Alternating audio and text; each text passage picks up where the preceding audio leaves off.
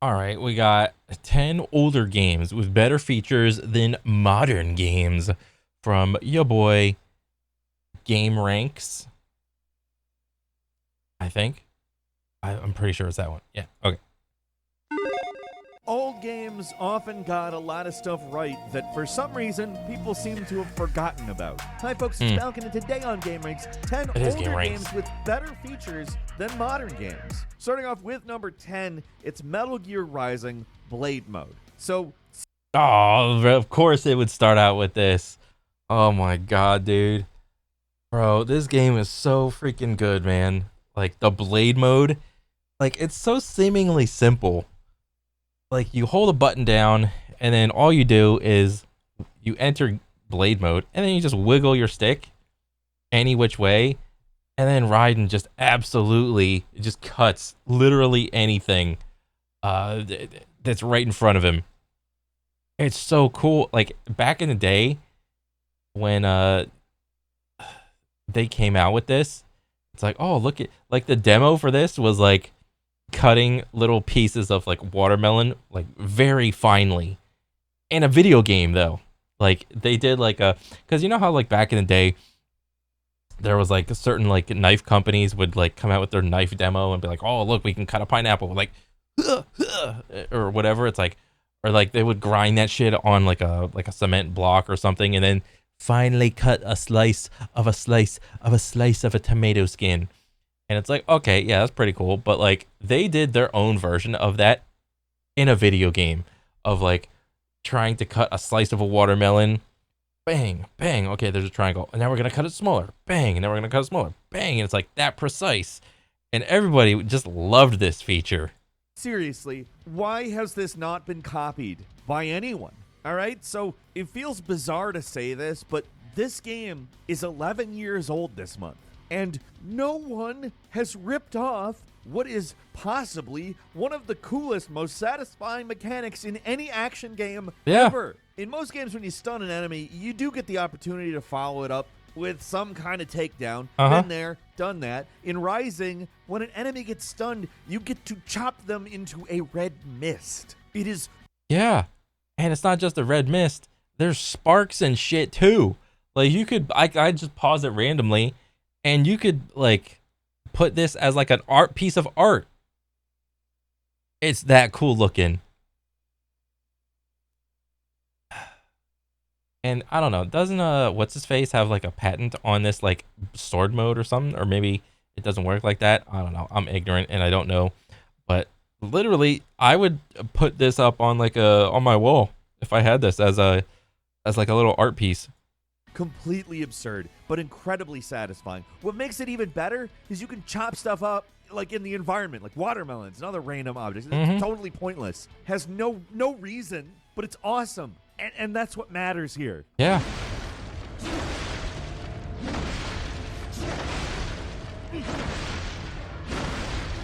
Modern games could easily expand on a mechanic like this, and it Could doesn't they even have though? to be like the pursuit of ultra violence. Like think about a puzzle game where you had to cut things to solve puzzles. Like remember Fruit Ninja? Yeah. Fruit Ninja was fun as hell. Don't tell me that the Metal Gear Rising Blade mode couldn't. Did Metal Gear Rising rip from Fruit Ninja?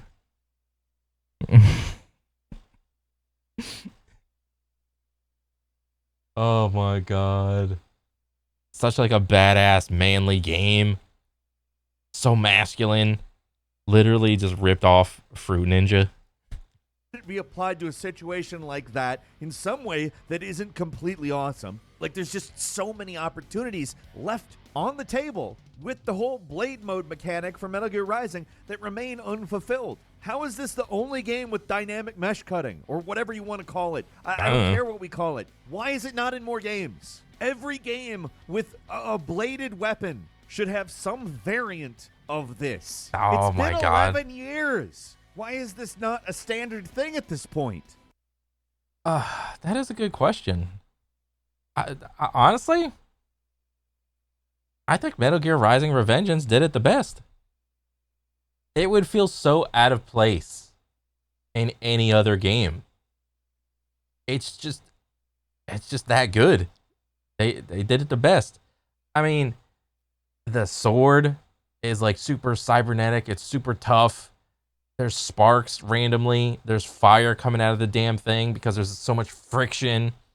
If you were to stick this like thing in like any other like old style, uh I don't know, a Japanese style like samurai type of game, yes, it'd be good, but would it be Metal Gear Solid Rising Revengeance good? At number 9 is Dead Space's locator system. Unlike the Blade system, where it Oh, seems like nobody's even tried to replicate it, there's a ton of games that do something kind of similar to a Dead locator Space's system. locator system, but at least in my opinion, nobody's done it as well. I remember this system. I depended on this thing so much. Like, there's so many things Dead Space did so well. Oh my god, the HUD, the no HUD thing of Dead Space. Your health is like a little meter on your spine. Your stasis is a little circle on your back. I think I don't remember. Did you have a HUD for your like your gun, or did you just like swap guns, and then you could like transform your gun, and it happened in your hand? And then the ammo count was on the gun, so you had to look at the gun really closely. They did their best job to like not have any HUD elements, but still be able to convey with you the necessary information that you needed. There was no mini map. You had to like kind of muscle memory your way. I mean, there wasn't a mini map, but I think there was a map if you hit pause or whatever. But you didn't really need to because you had the little locator system. You just hit like some button, and then a little line popped up. It's like, hey, just go this way. Yeah, you can explore whatever you want about the level, but whenever you're done exploring the level and you want to just get to the next part, yep, just follow the line. And it's so good because it's like, not only could you just explore the level and be surprised by all of the necromorphs, let's say you explored the level in whatever way you wanted to, you hit the line, enemies would still spawn. It's like, if you're looking to like farm out all the necromorphs, they'll still spawn even if you think you cleared them all out. A lot of games give you the means to find where the next objective is, but none of them are as slick and seamless as this. With just the press of a button, Isaac holds out his hand and a line's drawn on the ground in the direction you need to go for your next objective. It's so simple, and it's not too much on the eyes.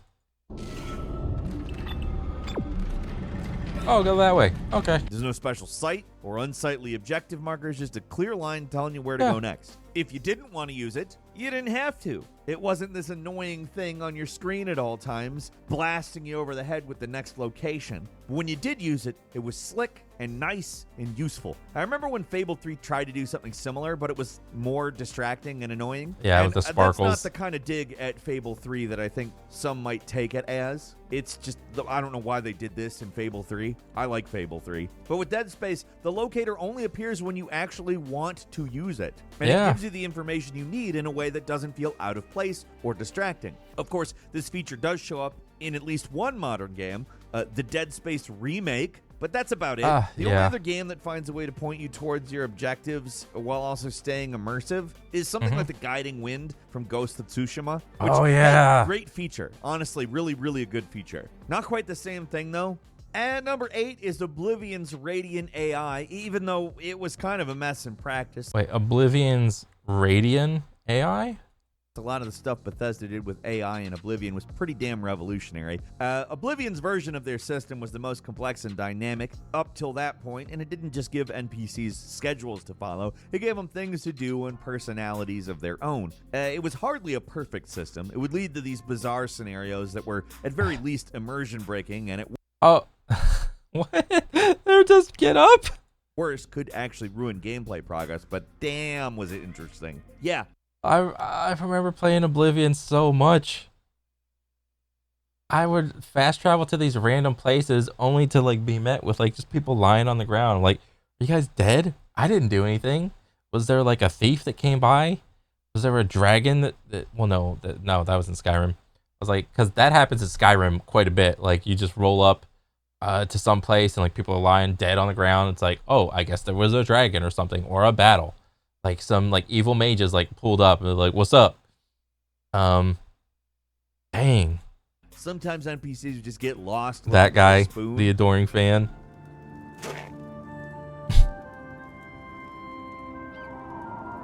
but this was the first real attempt to have mass NPC simulations occurring in a gigantic open world, so kind of a fair trade-off. Later Bethesda games became a little less chaotic and more playable at the cost of losing some of the things that made Oblivion so interesting. Overall, the more limited version of the Radiant AI seen in games like Skyrim, was for all intents and purposes an improvement, but we don't even have that anymore in modern games. For the most part, the AI did what it was supposed to do. Like for like certain like main missions, the AI would like have like the soldiers and the warriors go to the main spot. It's like if you don't know where to go, just follow where everyone else is running. It'll probably get you there. But there were instances where like the AI would just bug out and it would be like running wherever. And they would like run 10,000 miles just to like chase down this random thing that shot an arrow at it. It seems like most modern day games have just kind of given up on AI. Ironic given how ubiquitous AI is becoming, but nowadays they just got NPCs wandering around aimlessly, standing in. That is a great point. All these game dev studios trying to use AI to make the games, have dialogue trees, procedural generations and whatnot, graphics, but they can't make the characters do the right things. In their stores 24/7, and I'm not just talking about Starfield here. Almost every RPG or open world game works the same way. I know Radiant AI could be janky as hell a lot of the time, but it really made those games interesting and unique. And a modern game, with technology that completely works, could probably do a lot more with it. And number 7 is light mechanics from Splinter Cell. Video game lighting has gotten incredibly impressive. I love the Splinter Cell light mechanics. They were so good. But also, whenever I played all the Splinter Cells, anytime I pulled up to a light, I had to shoot that bitch out. I can't tell you how many lights I've shot out. Ubisoft probably has that statistic. How I would bet like when a player goes through a level and they see a light, damn near 99% of the lights get destroyed by the pistol with the silencer, because that was the 100% way to like have like maximum stealth. Your stealth bar is all the way in the black. Someone because if you had the option to sometimes just turn a light off to like force an NPC to like walk over there, but at that point it's like you're just doing it to create a distraction or something. Because in later games, if you just shut a light off, they'll be like, oh, why is the light off? And they'll like walk through a door, walk around to the switch, and then you're just in the black room, and you're just like, oh, and then they turn around to go switch the switch, and it's like, gotcha, bitch. But rarely do you interact with it anymore. Most stealth games function purely on line of sight rules, rather than the old days like Thief and Splinter Cell making both sound and light levels central mechanics when it comes to stealth. Yeah, Splinter Cell was especially obsessed with light and dark. It gave you so many tools for taking out lights and seeing in the dark better. It's so cool. Modern games, bro. I felt like an assassin, like a modern day assassin. The vibes were just so baller to be Sam Fisher, just sitting and like doing like the split jumps in a narrow hallway. The lights are off. Some bad guy's doing a patrol. He walks under you, and you just like wail on his head and knock him out after doing like the splits in the wall. It's just so fucking cool, man. Focus on ease of use and visibility over everything else, and it does make for more fast-paced and readable stealth, but you lose a lot of the atmosphere and tension of older sneaking games. Yes. There's just something really satisfying about entering a room and carefully shooting all the lights out in a Splinter Cell game, which leaves all the... Bro, whenever we played Manhunt, and Manhunt was just like the teenage version of hide and seek at my buddy's house, because he had a house on like one side of the block, but on the other side of the street, there was like an entire like just woods area, but it was like kind of carved out because there would be like these like dirt bikes that would have had like a dirt bike track in it with like ramps and shit. So it wasn't completely full of trees. It was like kind of cut down a little bit, but whenever it was like dark out, there would be like random forts up of like just random plywood, random chunks of wood, just for the vibes of it. And there were the trees. You could climb the trees and they would be like decently high, and there would be like a good amount of like brush on like the floor, so you could seemingly put like a I don't know, some thick pants on it, like a long sleeve and like a hood to like cover yourself up, and just cover yourself in like brush and like dead leaves and shit. And whenever you played Manhunt, it was just like, okay, someone go chill in there for 5 minutes. All the other boys would like just go out and hide randomly and just stay there until you get found. And if you didn't get found, it's like, okay, 10 minutes is up. And it was so like, cause like I had that thought in my head of like, I'm like Sam Fisher, I'm gonna hide, I'm gonna dig myself into a hole or climb up to the top of a tree and just like turn black invisible. It was so cool, man.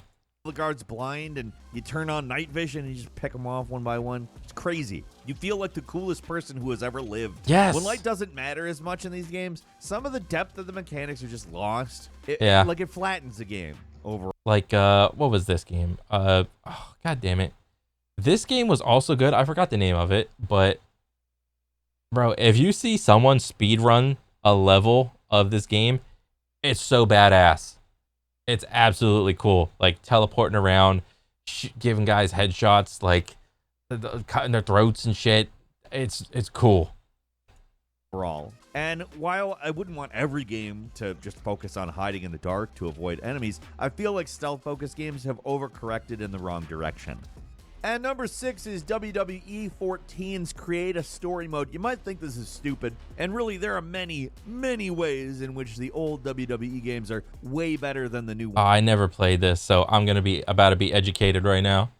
Like, people have thoroughly cataloged that. But if there's one feature the old games had that every modern game with a create a character should have, it's the Create a Story mode. For a short period in the mid-2010s, this mode was responsible for just some of the funniest crap I've ever seen. Yeah, it's fun to download community creations like Super Mario and Taylor That's Swift so and cool. have a fight, but it's even better when somebody makes a meticulous story mode detailing why they fight. Video Game Championship Wrestling was built entirely using this story mode editor. They managed to create some of the most deranged crossovers the internet has ever seen, and in general, more games should include tools like this. Even if, yeah, it's probably not very cost effective, it is tremendously entertaining.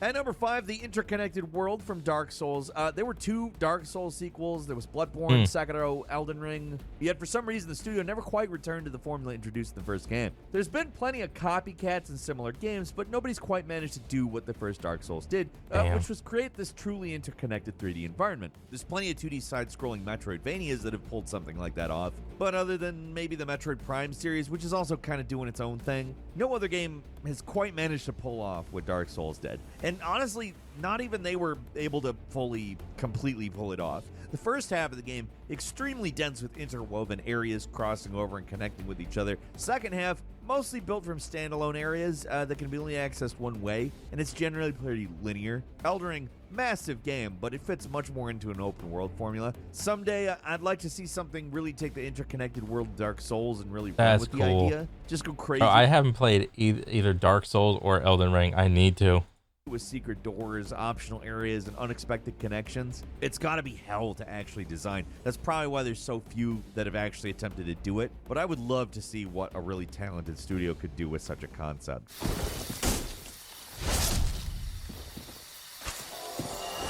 Pillage body.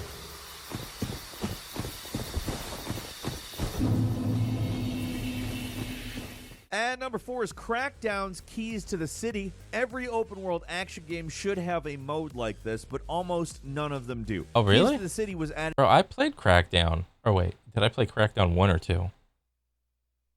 The original Crackdown in a free update. Basically acts as a sandbox mode, lets you do whatever the hell you want. I know a lot of survival games have a sandbox mode, but rarely do you. This was like the game when this was like Super Cops. About when this time came out, there was another game on Xbox 360 called It wasn't. Was it called Showdown? God dang it. There were like elves, dwarfs, and ogres, and there was like a tree of life that like healed you. And the elves had like naturally regenerating health, but they had like SMGs and they had like katana swords and they had like really good movement. And like if you got close to the dwarf, they would like start sucking away all your energy. What the fuck was that game called? God dang it. And like this game and the other game came out. But this was before Halo. Or before Halo 2, I think. Because the whole thing with Halo 2 was that if you pre-ordered this game, you got to play the demo for like a multiplayer level for Halo 2. So this game did really well, but that's only because everybody wanted to play the Halo 2 multiplayer level. Everyone was hyped for that shit, dude. See open world games do it, not just fully open world games that aren't survival games, and they're probably the type of game that could benefit from it the most. It sucks cheat codes are basically a thing of the past, but is it really hurting developers to put in some kind of alternate game mode where we can just screw around and have fun? I know all the excuses. Yeah. These modes are buggy and hard to support, but when has that stopped games from coming up before? Like, you want to tell me that the people who have been putting out games for the last decade refuse to allow bugs? Like, their quality control is so good that bugs are the reason they're not doing something? Jesus. Yeah, no, that's BS. Yeah. I know there's legitimate reasons why a developer wouldn't want to bother with a feature like this, but I don't care. They're fun, and I wish more games had stuff like Keys to the City. Oh, that's badass. Yeah, on like spawn explosive barrel. And number 3 is Final Fantasy XII, the Zodiac Age. The speed-up features, a lot of modern RPGs give you a means of speeding up battle, whether it's auto battle or a literal speed-up. But as far as I know, nobody has really done that's it pretty like cool. Final Fantasy XII, the Zodiac Age. Keep in mind, I am not talking about the original game here. I am talking about the remaster, which has the incredibly novel feature of allowing you to speed up the game whenever you want. By that, I mean you aren't limited to hitting the fast forward during battle. You can do it anytime. The game lets you pick up ×2, ×4. Bro, I remember like in a lot of emulators, because I know this because I emulated like Pokemon Blue and Red multiple times in my life. There's a button that you can do to just speed the game up. And I was like, oh, this is cool. Why don't more games do this? It's so cool to think that this game implemented that thing. That's badass. And you could really book it when you really get up there. This is a feature I would like to see in more games, not just RPGs. Games, period. Every game should... Honestly, that would never happen with modern day video games. Games are doing literally everything that they possibly can in the known universe to do the opposite of that. Games are doing everything that they possibly can to slow down what you want to do by any means possible. Just let you hit the fast forward button when you need to speed up boring travel times or tedious sections that you've maybe seen. No, you do not speed up travel times. If anything, they make it so the game doesn't have a mount. They make it so you have multiple versions of like run or sprint or whatever. They whatever the best version of sprint is, they will figure out a way to make it that you get up to that level in tiers of some contrived system. They will increase the distance or just how big the map is so that you will be awestruck by how big the map is, only to realize that the map is full of empty and nothing interesting. Oh, you give you a ground mount? Okay, have fun ground mounting because you can't sprint on the ground mount. Yeah, that's literally every game. Before, hell, throw in some kind of automation and you got a legit fast forward button. Let us control our games like a movie and skip around and rewind and do whatever. It's probably not going to be a common feature anytime soon due to technical reasons, but I'd like to see it all the same. Yeah, if you thought graphics cards were like overheating and burning and exploding with like normal gameplay of modern day games that are already pushing the limits of PCs and consoles, times 4 that, and those graphics cards are going to be doing are gonna be like they're gonna turn to like heated liquid, dude. Like, imagine the replayability this would add. There's a lot of games I don't return to just I do because like that there is part. so much tedious crap in them. I do like the idea of like being able to like replay the game, just do it quicker. Well, not necessarily quicker, but like speed up all the boring parts so I can like experience the parts I want to experience again. That you could basically skip.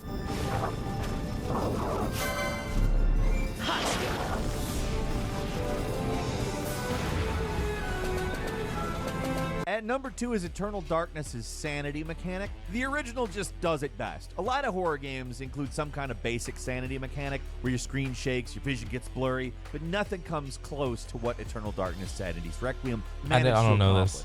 Instead of a few boring screen effects, Eternal Darkness would get creative when you'd lose sanity. It'd make cockroaches crawl on the screen or trick you into thinking you're losing game progress, or the screen would just flat out mess up. They do the kind of stuff you'd see in Batman Arkham under Fear Gas, but anytime. Oh, that's pretty cool. A lot of potential left on the table with. That's cool, but also very scary to think that you're going to lose your game progress because, bro, this game was probably released in a time where internet wasn't so much a thing. So I guarantee you there were people that like played this game and thought that like they came in contact with like a bug only to realize that it was just the, what would you say, the nervous system or whatever, or the fear system.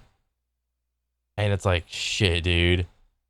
With this type of thing, like a modern game could really go crazy with the sanity effects if they really wanted to. I feel like there's an opportunity to do something really surprising and creepy using some of the ideas from Eternal Darkness, but no modern game has really tried.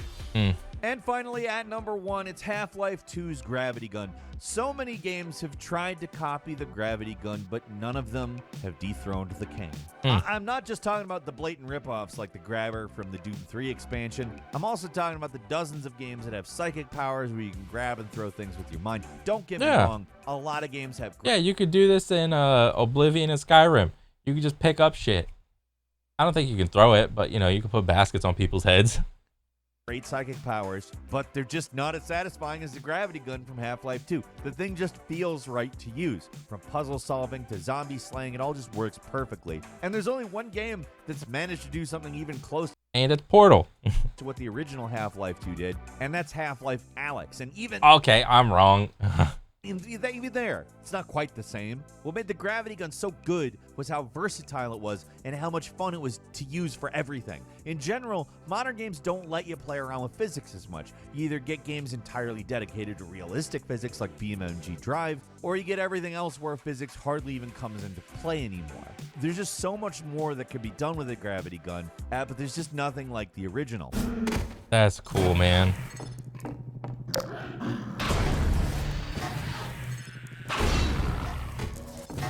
I got a couple of bonus ones for you here, too. You probably thought about it the whole video, and so have I. But Red Faction Guerrilla, all the destruction, you know how this goes. I talk Oh, about it yeah. all the time. Bro, I played this game. This game was so good because of the destruction of the buildings. Bro, like, games try to do this, and I think Battlefield kind of did this, but it's just not the same as, like, Red Faction Guerrilla. But it's still true. It's never not true. There's still nothing else like Red Faction Guerrilla, and it sucks. Just imagine a modern game running on an SSD with this amount of destruction. It could be mind-blowing, but nobody has even attempted it. Some smaller games... Yeah, I was going to say the Finals tried to do this, and they did it, like, decently well. And the Finals, which is not even kind of the same type of game, have managed to pull off some impressive physics destruction, but it's just not the same. We just need a story game with this tech in it. I would really love to see a new Red Faction game, honestly, but if we can't get that, somebody needs to make a spiritual successor to Guerrilla. Next, Middle-earth Shadow of Mordor's Nemesis system. Another obvious one, but come on. We've got just 2 games that use this unique system that makes enemies feel so much more alive and reactive. The second game managed to build on the concept with a lot more variation in enemy responses and characters, and it just stopped after that. No other game even tried to do something similar, other than Assassin's Creed Odyssey, and that barely counts. The thing that sucks, probably... Bro, let's make a game where we literally just combine all these features and just shove them in the game. And then, yeah, let's just do that. Yeah. Probably more than any other feature on this list, though, is that it's a patented idea. The publisher decided that nobody should be able to use it. And I just kind of feel like that's BS. It's probably not legally defensible, in all honesty. Yeah. Except for the fact that nobody wants to spend the money litigating it. Finally, 2014's Thief, The Swoop. One more quick one here. The fourth Thief game is just universally reviled for good reason. It's not a good reboot of their legendary series, but there's one thing that I really like in this game, and it's the Swoop. It's basically a dodge, but for stealth. It's a move where you quickly dart forward, and you can easily dart between shadows without drawing attention. I really like this mechanic, and I wish more stealth games had it. It's a simple idea that's basically a more grounded version of Blink from Dishonored, but it just feels Dishonored, that was the name of the dang game. really good to use and takes a lot of the guesswork out of sneaking from shadow to shadow. And that's all for today. Leave us a comment. Let us know what you think. If you like Bro, that was just so cool. Wait, let me this hear. video, click like. If you're not subscribed, now's a great time to do so. We upload brand new videos every day of the week. Best way to see them first is, of course, a subscription, so click subscribe. Don't forget to enable notifications, and as always, we thank you very much for watching this video. I'm Falcon. You can follow me on Twitter at FalconTheHero. We'll see you next time right here on Gamer. Bro, this was so cool. Like, I love going back and just reminiscing about all the old cool ass games. I don't know. I kind of want to just go back, but it's like, it's not gonna be the same because, you know, you lose that first time playing it effect. Dang. That part sucks, but like, it's not, like, thankfully none of these games are really gone forever. I think most, if not all, the games you could still play, I think, mostly on Steam, so it's not like they're just lost to time because the publishers or whatever just didn't allow them to get like preserved or some bullshit like that. Dang. I used the Dead Space guidelines specifically to know where not to go first. Oh, that's so funny. I'm trying to remember. Did I do that? Because I remember doing like multiple playthroughs of Dead Space, and that shit was so good, dude. Man. Okay, that's enough reminiscing. Time to come back to reality with modern games and whatnot. This is a good ass video, dude, for sure. I want to see more shit like this. This is so cool. But yeah, that's pretty much it for me, guys. I'll catch you on the next one. All right, later.